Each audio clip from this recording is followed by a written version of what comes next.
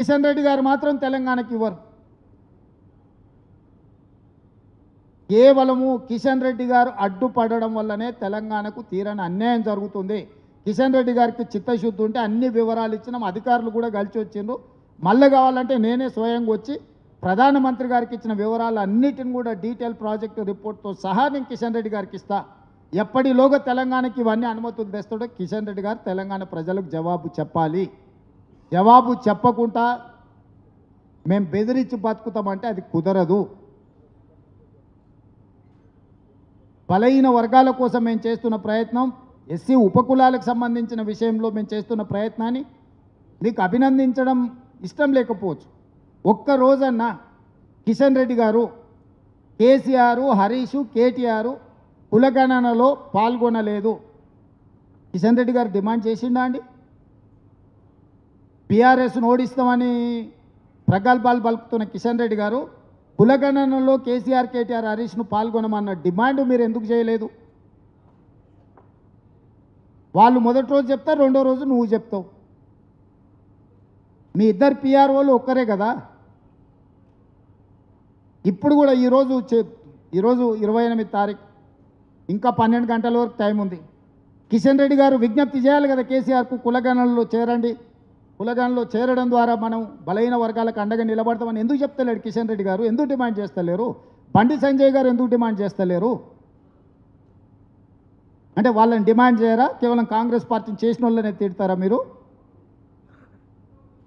తప్పు అంటుండ్రు, ఎక్కడ తప్పు ఉందో చూపిస్తలేరు. నేను కూడా పాత్రికేయ మిత్రులను అడుగుతున్నా, తప్పు అనడం అనేది అన్నిటికంటే అలకట్ పని. ఎక్కడ తప్పు ఉందో చూపించమని అడుగుతున్నా. వాళ్ళ చేతిలో ప్రభుత్వం ఉంది కదా, కేంద్ర ప్రభుత్వం ఉంది, వ్యవస్థ ఉంది, అధికారులు ఉన్నారు. లేదేదైనా విషయం ఉంటే మేమే ఓపెన్గా సెక్రటేరియట్లో కూర్చోబెట్టి అన్ని వివరాలు మీకు చూపిస్తాం. రండి కిషన్ రెడ్డి గారు, బండి సంజయ్ గారు. చిత్తశుద్ధితో చేసిన ప్రయత్నాన్ని 100 సంవత్సరాలలో జరగని ఒక గొప్ప విధానాన్ని కాంగ్రెస్ పార్టీ తీసుకొస్తే ఏదో రకంగా బీసీలకు అన్యాయం చేయాలన్న ఆలోచనతోని ఈరోజు కిషన్ రెడ్డి గారు చేస్తున్న ఎటకారపు పనులు కుదరవు. అందుకే ఈరోజు అన్ని విషయాలు కూడా ఈరోజు పార్టీ నాయకులతోని, రాష్ట్ర నాయకత్వంతో ఈరోజు ఈ సమావేశంలో చర్చించుకోవడం జరిగింది.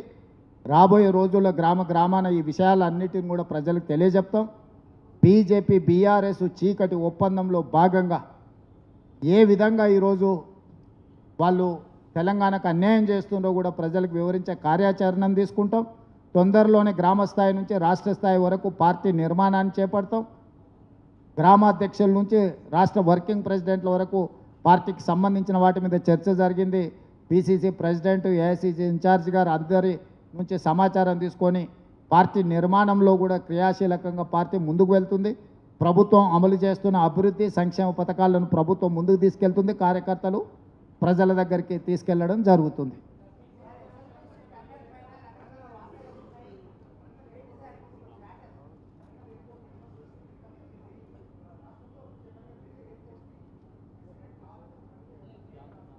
అంటే నాకు అర్థం కాలే రాహుల్.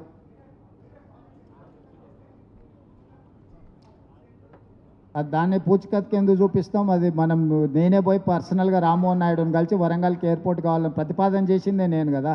తక్కువ పడ్డ భూమిని కూడా భూసేకరణ చేసి ఎయిర్పోర్ట్కి అప్పచెప్పిందే నేను కదా.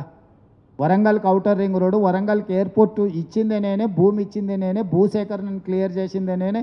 కేంద్ర ప్రభుత్వానికి వెళ్ళి పదే నివేదికలు ఇచ్చి నిపుణులను తీసుకొచ్చి మొత్తం సర్వే చేపించి రిపోర్ట్ సబ్మిట్ చేసిందే నేను వచ్చినాకనే కదలికి వచ్చింది. చంద్రశేఖరరావు 10 సంవత్సరాలు వరంగల్కి ఎయిర్పోర్ట్ రావాలని, వరంగల్కి ఔటర్ రింగ్ రోడ్డు ఉండాలని, వరంగల్కి అండర్ గ్రౌండ్ డ్రైనేజీ ఏర్పాట్లు చేయాలని ఏది చేయలేదు.